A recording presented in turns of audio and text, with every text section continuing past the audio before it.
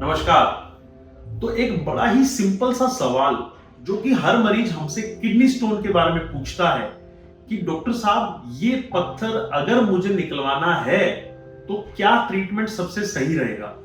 वो कहते हैं पेशेंट्स की कभी डॉक्टर्स हमें बोलते हैं कि जी पीसीएनएल करवा लो, कमर से कट लगवा के निकलवा लो। कोई लोग बोल रहे हैं कि जी लिथोट्रिप्सी साउंड वेव से इसको तोड़वा लो।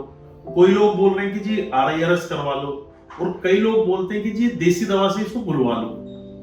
तो क्या है इसका असली सच, इन ट्रीटमेंट्स का क्या रोल है, कब हमें किस ट्रीटमेंट के लिए जाना चाहिए, किस ट्रीटमेंट का क्या फायदा और क्या नुकसान है। तो आज इस लाइव ओपीडी के व्लॉग में हम डिस्कस करेंगे। हमारे साथ हमारे पेशेंट आ गए, हमारे सर हैं। नमस्कार सर। नमस्कार। कैसे हैं आप? अपने बारे में, अपने बीमारी के बारे में हमारे दर्शकों से थोड़ी सी बात करिए। क्या समस्या है बताइए। मैं बता दूं सर, 4 साल पहले मैं बैंगलोर में था। ठीक है। वहाँ पे मेरे रेगुलर चेकअप में पता चला कि 4 mm का है। ठीक है। तब मैं लेफ्ट में था कि राइट में था? राइट में था। ठीक है। मैंने एक आधे यूरोलॉजिस्ट को दिखाया, उन्होंने कहा कि ये निकल जाएगा। आधे यूरोलॉजिस्ट? अच्छा, एक अब कोई ओपिनियन दिया मैंने। मजाक करने की मेरी आदत, बुरा मत मानिएगा। नहीं कोई इशू नहीं। हाँ। उन्होंने कहा कि ये निकल जाता है 4 mm का जनरली, पानी पी।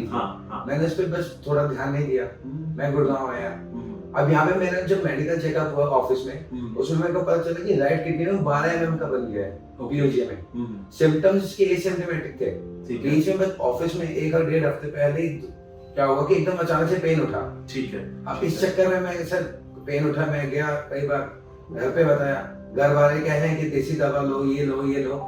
फिर मैंने गूगल पे सर्च करा, उसमें मेरे पास 5-6 ऑप्शन आए। एक आया ESWL आया, RARS आया, PCNL आया। फिर मैं नियर बाय जो है डॉक्टर्स अपने, उनको मैंने पूछा, वो सारे कह रहे PCNL करा लो। सर अभी यंग एज में मैं नहीं चाहता कि मैं PCNL लो, यंग एज में PCNL नहीं करना चाहता। ठीक बात है। अब मैं ये जानना चाहता हूँ सर, RARS सही रहेगा या ESWL सही रहेगा, क्या सही रहेगा? कि मैं सर मैं बहुत परेशान हूँ, मैं ना अपने वर्क पे ध्यान दे पा रहा हूँ ना किसी चीज पे। अभी पेन शुरू है आपको? पेन है सर, रेगुलरली होता है। रेगुलरली? हाँ। और स्टोन आपका पीयूजे पे है 12 mm का। ठीक ठीक। तो सर से परमिशन लेके हमने शूटिंग की परमिशन भी ले ली थी, क्योंकि सर का जो सवाल है बड़ा ही कॉमन सा सवाल है। हर कोई पेशेंट हमसे पूछता है सर क्या ट्रीटमेंट सही रहेगा मेरे केस में, क्या दवाइयां काम कर जाएगी, क्या होगा। तो सर आपको कुछ नहीं करना है, आपको सिर्फ इस पेज के ऊपर ध्यान देना है। इसके माध्यम से ही मैं आपको सारी चीजें समझा दूंगा, क्या डिफरेंट प्रोसीजर्स होते हैं, क्या सक्सेस रेट होता है और हमें आपके केस में क्या चीज बेस्ट रहेगी।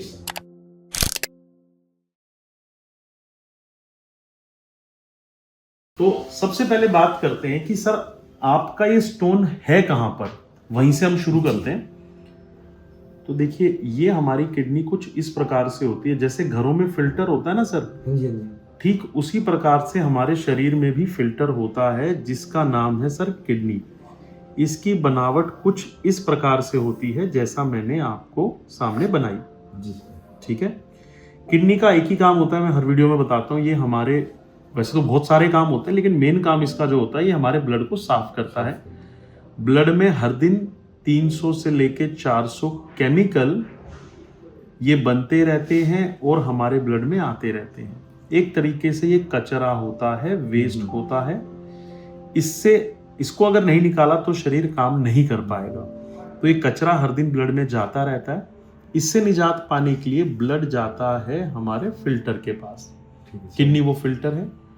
किडनी का जो ये वाला हिस्सा है, बाहरी हिस्सा, इस हिस्से में लगभग 10 से लेकर 15 लाख फिल्टर होते हैं जिन्हें हम नेफ्रॉन्स बोलते हैं। तो सारा का सारा ब्लड जाता है, इन छोटे छोटे फिल्टरों में छनता है, साफ खून शरीर को वापस मिल जाता है। और जो कचरा होता है वो यूरिन होता है, वो यहाँ से निकल जाता है। ठीक है। यही सबसे ज्यादा ध्यान देने वाली बात है। सारा पेशाब यहाँ से होता हुआ एक पाइप के माध्यम से, जिसे यूरेटर बोलते हैं, इसकी चौड़ाई लगभग 3 से 4 मिलीमीटर की होती है। यहाँ से होता हुआ सारा पेशाब हमारी थैली तक आ जाता है। इसमें दोनों तरफ की किडनी का पेशाब इकट्ठा होकर रहता है। जब ये भर जाती है तब हम पेशाब के लिए जाते हैं। ठीक है। अब आपका स्टोन की अगर बात करें तो आपका स्टोन सर यहाँ पर अटका हुआ है। इस लोकेशन को हम पीयूजे बोलते हैं। पीयूजे का मतलब होता है जहां पर हमारी किडनी इस पाइप के साथ जुड़ती है, उसे हम पीयूजे बोलते हैं। पेल्विक यूरेट्रिक जंक्शन, ये जंक्शन है। ओके। ये जंक्शन पे क्यों पत्थर अटकते हैं? क्योंकि इसके बाद हमारी पाइप नैरो होनी शुरू हो जाती है, इसलिए मैक्सिमम स्टोन्स इधर ही अटके हुए रह जाते हैं। जी सर। ठीक हो गई बात। अब बात करते हैं कि बनता कैसे है। ये सारी चीजें तो शायद आपने देखी है हमारी वीडियोस में, है ना। अब बात करते हैं कि इसको निकालने का बेस्ट तरीका कौन सा है। सर अगर ये स्टोन मेरे यहाँ पे अटका हुआ है बट मेरे यूरिन में कोई दिक्कत नहीं आ रही है, करेक्ट। ऐसा इसलिए हो रहा है क्योंकि सर देखिए, अगर यहाँ पर यूरिन थोड़ा सा ब्लॉक भी हो रहा है तो हमारा जो ब्लड इसके अंदर आ रहा था वो इसकी बजाय दूसरी तरफ की किडनी की तरफ डाइवर्ट हो जाता है। अच्छा। तो वो किडनी ऑलमोस्ट डबल काम करना शुरू कर देती है। उसी वजह से वहाँ पे पेन उल्टी साइड होता है, लेफ्ट साइड का भी कभी पेन होता है।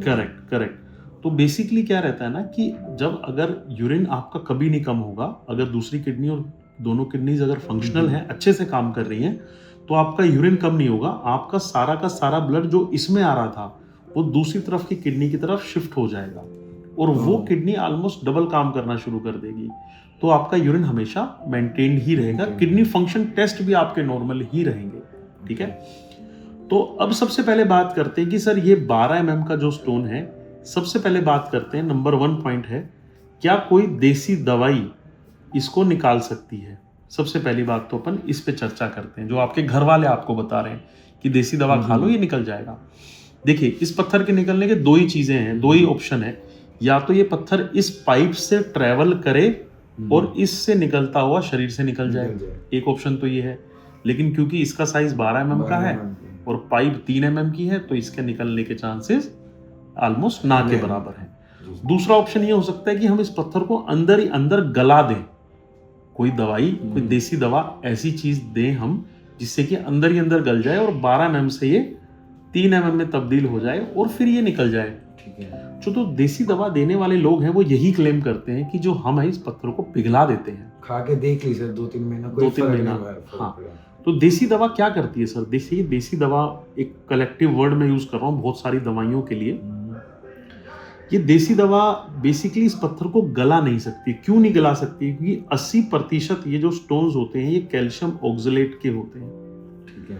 और कैल्शियम ऑक्सलेट एक ऐसा केमिकल है जिसके क्रिस्टल्स को डिसोल्व करना नेक्स्ट टू इम्पॉसिबल है। ये बहुत ही स्टेबल कंपाउंड होता है और ये किसी भी चीज से, कोई भी चीज से डिसोल्व नहीं हो सकता है। जो भी चीजें हम किडनी में डाल सकते हैं, जैसे कि अगर इसको हम लेमन सोडा में डाल दें तो भी नहीं गलेगा ये, अगर हम इसको पानी में डिबो के रखें तब भी नहीं गलेगा ये काफी स्टेबल कंपाउंड होता है। तो बहुत सारी चीजें जो कि हम खाते हैं उनसे ये पत्थर घुल नहीं पाता है। ठीक है सर। लेकिन कुछ दवाइयां ऐसी हैं जिन दवाइयों से ये साइज में बढ़ता नहीं है। अगर मान लीजिए आपका 12 mm का है, तो अगर आप कुछ दवाइयां ऐसी होती हैं जिनसे ये साइज में इंक्रीज नहीं करता, लेकिन ये साइज में डिक्रीज नहीं कर सकता है। अच्छा। कोई भी देसी दवा से, क्योंकि 2 अल्ट्रासाउंड कराए उसमें सेम ही दिखा रहा है। ये गलता नहीं है।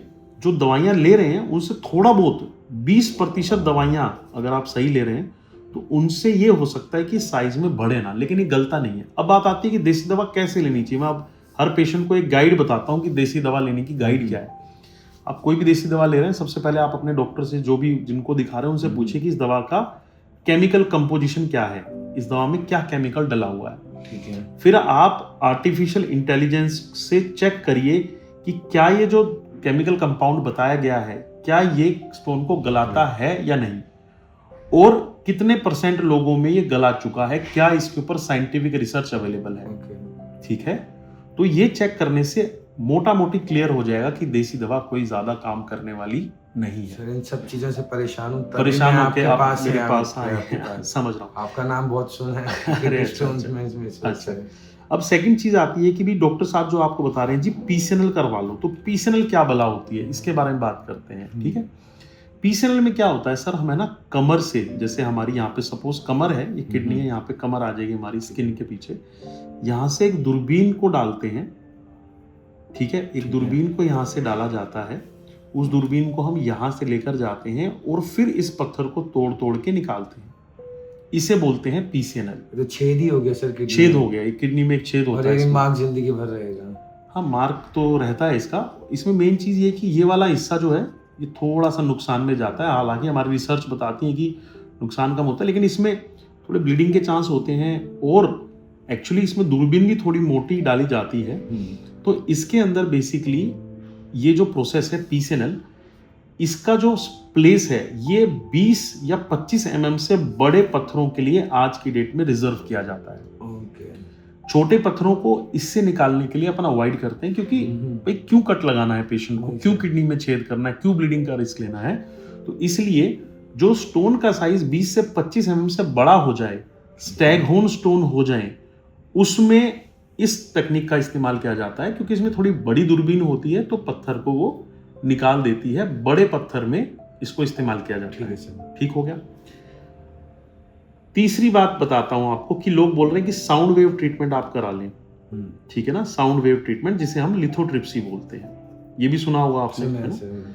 लिथोट्रिप्सी बिल्कुल इस्तेमाल की जा सकती है इस टाइप के स्टोन्स में। उसमें क्या होता है कि साउंड वेव्स हम देते हैं बाहर, उसमें कोई कट नहीं लगता, साउंड वेव्स को दिया जाता है जिससे पत्थर अंदर ही अंदर क्रैक कर जाता है और फिर ये अपने आप बाहर निकलता है। उसमें उसको निकाला नहीं जाता है, वो साउंड वेव्स आकर इसको हिट करती हैं। ठीक है। लेकिन आपके पर्टिकुलर केस में जो मैं सिटी स्कैन देख रहा था, शायद इसमें इसका 1500 हाउसफुल यूनिट है आपका। हाँ, HU लेवल ज्यादा है sir. HU level 1500 Housefull unit है। तो बेसिकली स्टोन की अगर हार्डनेस ज्यादा होगी तो ये साउंड वेव ट्रीटमेंट काम नहीं कर पाएगा, नहीं ब्रेक कर पाएगा, ये ब्रेक नहीं कर पाएगा। एक तो सबसे बड़ा ड्रॉबैक ये है इसका। दूसरा, जब ये पत्थर टूटता है ना तो कुछ कण इसके इधर भी जाते हैं। ऐसा नहीं कि सारा आपका इसी में चला जाएगा, कुछ कण किडनी में भी वापस जाते हैं और वो किडनी में पड़े होकर रिकरेंस रेट को बढ़ाते हैं। कई की बार ये पत्थर टूट जाता है और टूट के यहां से तो टूट गया लेकिन यहां पर आकर फंस गया। और सर अगर थोड़े कण यहाँ भी रह गए, जैसे मेरी टेंडेंसी है 4 से एकदम 12 हो गई, फिर से वो कर बढ़ जाएंगे। करेक्ट। तो इसलिए लिथोट्रिप्सी को इस्तेमाल किया जाता है, लेकिन ये सारी दिक्कतों के चलते थोड़ा सा कम फेवर में हो गया ये। जिस टाइम पे और कोई टेक्नोलॉजी नहीं थी अवेलेबल, उस टाइम पे बहुत फेवर किया जाता था। तो इसके सक्सेस रेट 60 to 70% आप मानिए। ठीक है ना, सिंगल सिटिंग के इतने सक्सेस रेट इसके होते हैं। तो आपके केस में जो पर्टिकुलरली सबसे बेस्ट जो तरीका रहेगा वो रहेगा RIRS, फैंस RIRS इसको बोलते हैं।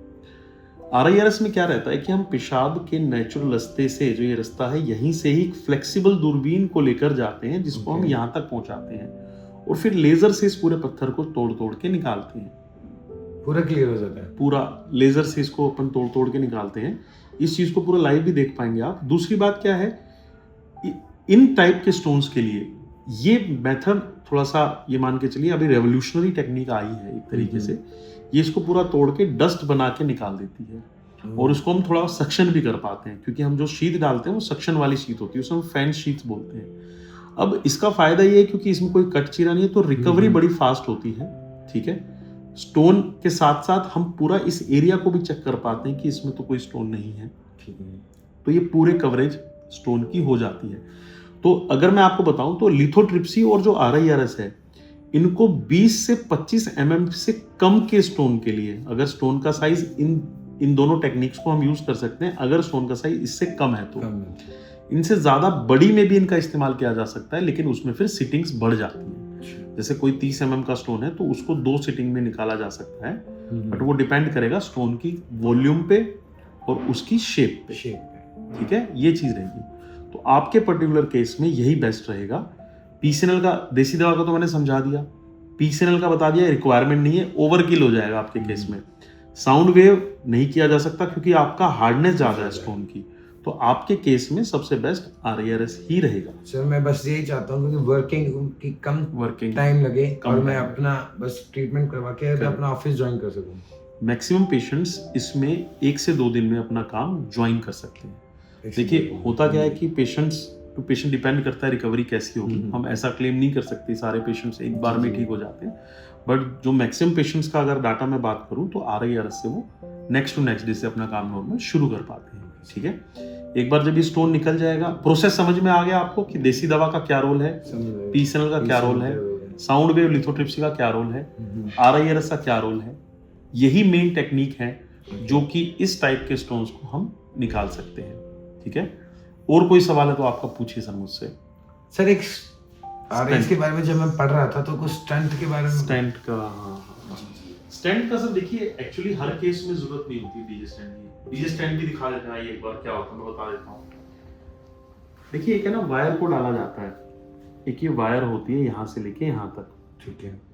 और इस वायर का मेन काम ये होता है कि जो भी इस पत्थर ने नुकसान किया है किडनी में उसको ये रिवर्स करता है।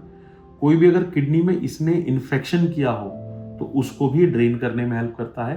और प्रोसीजर के बाद हमारी किडनी को ब्लॉक नहीं होने देता है ना, कोई ब्लड क्लॉट से या कोई इन्फेक्शन से उसको ब्लॉक नहीं होने देता है। ठीक है। तो ये इसका काम रहता है सर, डीजे स्टेंट का। सर कई डॉक्टर्स से जब मैं मिला था, कॉल पे बात करी थी, उन्होंने कहा कि प्री स्टेंटिंग करनी पड़ेगी। नहीं RIRS में सर प्री स्टेंटिंग की रिक्वायरमेंट होती थी पहले, जब दूरबीन या स्कोप का साइज मोटा होता था। तो हमने बहुत रिसर्च किया है, देख लिया है। होगा इसमें। हाँ, आज की डेट में सर हम इसको डायरेक्ट ही निकालते हैं, प्री स्टेंटिंग की जरूरत नहीं होती है ना। हाँ, कोई 500 में से कोई एक मरीज होता है 1 out of 500 जिसमें ये पाइप नैरो होता है, उसमें हमें डालना पड़ता है। तो इसलिए हम पेशेंट्स को यही बोलते हैं कि आपका एक ही बारी में हो जाएगा, है ना। ठीक है जी, क्लियरिटी हुई कि नहीं पहले तो बताइए। हुआ सर, क्यों नहीं हुआ सर। इसकी गूगल में जा रहा था मैं, तो 5-6 देखिए मैं पागल, खुद अजीब सा हो गया। मैंने कहा कौन सा सही है कौन सा नहीं है। तभी मैंने कहा कि आर्टिफिशियल इंटेलिजेंस यूज हो रहा है, गूगल पे सर्च कर रहे हैं। गूगल पे मैंने उस पे अपने आप आ जाते हैं जनरेटेड करके। मैंने देखा कि मैं आपको एक चीज सजेस्ट करूंगा सर, गूगल या आर्टिफिशियल इंटेलिजेंस से आप देख लीजिए चीजें, लेकिन उसको डबल कंफर्म डॉक्टर से ही करिए। अभी का तो ये, क्योंकि आर्टिफिशियल इंटेलिजेंस एक बेसिक नॉलेज आपको दे सकता है, लेकिन आपको कंफर्मेशन चाहिए उसके लिए। ऐसा नहीं कि उसकी बात को आप मान के ट्रीटमेंट शुरू कर देंगे, ये मत करिएगा, ठीक है। बाकी देखिए फैक्ट्स तो मैंने आपको बता दिए हैं, ठीक है। तो यही सारी बातें मैं दर्शकों से भी बात कर लूं, तो ये सारी चीजें हैं जो कि किडनी स्टोन के पेशेंट्स के एक बेसिक से सवाल होते हैं कि कौन सा ट्रीटमेंट बेस्ट रहेगा। अगर आपके भी ऐसी कोई सवाल है किडनी स्टोन्स को लेकर, उसके ट्रीटमेंट को लेकर, तो नीचे लिखे हुए नंबरों पे हमसे बात कर सकते हैं। ये वीडियो आपके जनरल अवेयरनेस के लिए बनाई जा रही है, ये किसी प्रकार से आपका ट्रीटमेंट नहीं करती है। अगर आपको कोई भी समस्या है तो अपने नजदीकी यूरोलॉजिस्ट से मिलिए। हर पेशेंट की कंडीशन अलग होती है, उसमें अलग अलग प्रोसेस हो सकता है आपके लिए फिट हो सकता है ना हो, तो हर इंडिविजुअल केस अलग होता है। तो इसकी जानकारी इस वीडियो से आप बेसिक जानकारी को लीजिए। ऐसा मत समझिए कि मेरा ट्रीटमेंट भी ऐसे ही होगा। कोई भी अगर दिक्कत है तो हमें लिख सकते हैं या नजदीकी यूरोलॉजिस्ट से मिल सकते हैं। ऐसी और वीडियोस के लिए हमारे YouTube चैनल को सब्सक्राइब करें, हमें फॉलो करें और नीचे कमेंट बॉक्स में लिखें कि आपका स्टोन कितना बड़ा है। धन्यवाद।